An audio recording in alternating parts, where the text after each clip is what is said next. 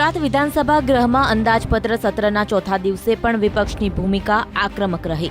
વિધાનસભા ગૃહમાં બેઠકના પ્રારંભે પ્રશ્નોત્તરી શરૂ થઈ।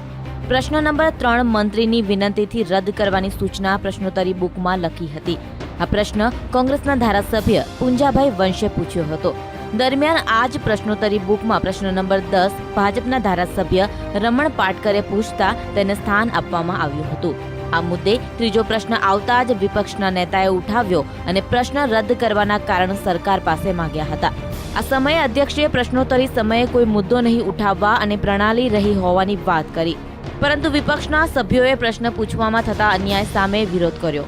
આ સમયે બે મહિલા ધારાસભ્યો ચંદ્રિકાબહેન બારિયા અને તેજશ્રીબહેન પટેલ વેલમાં ધસી આવતા અધ્યક્ષે બે મહિલા ધારાસભ્યોને એક દિવસ માટે ગૃહની કાર્યવાહીમાંથી સસ્પેન્ડ કરવા આદેશ આપ્યો, જેના વિરોધમાં કોંગ્રેસના અન્ય ધારાસભ્યોએ પોતાના સ્થાન પર ઊભા થઈ સરકાર વિરોધી સૂત્રોચ્ચાર કરતા અધ્યક્ષે સ્થાન પર બેઠેલા વિપક્ષના નેતા શંકરસિંહ વાઘેલા અને ધારાસભ્ય શક્તિસિંહ ગોહિલ સિવાયના તમામ કોંગ્રેસના ધારાસભ્યોને સસ્પેન્ડ કરવામાં આવ્યા, જેનો કોંગ્રેસે વિરોધ કર્યો હતો। માનનીય વિત્તમંત્રીના ભાષણમાં ગુજરાતમાં જ્યારે દુષ્કાળ ડોક્યા કરી રહ્યો હોય ત્યારે એક અક્ષર પણ એનો ઉલ્લેખ ન હોય, દુષ્કાળ નામનો શબ્દ ન વાંચવા મળે। એટલું જ નહીં, અગોતરું કોઈ આયોજન ન હોય, કલેક્ટરને ટેન્કરો ક્યાંથી લાવીએ ખબર ન હોય તો એ મુદ્દો ઉભો કરવાની અમે કોશિશ કરી।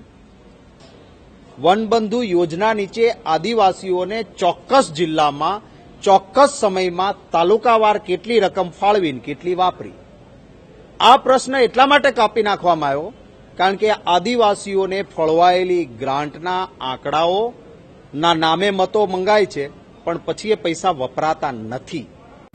ગુજરાત વિધાનસભા ગૃહમાં મંત્રીની વિનંતીથી પ્રશ્ન રદ કરીને કોંગ્રેસને અન્યાય કરવાના મુદ્દે ગુજરાત વિધાનસભા કોંગ્રેસે વિધાનસભા અધ્યક્ષ સમક્ષ ન્યાય માંગવા રજૂઆત કરી છે।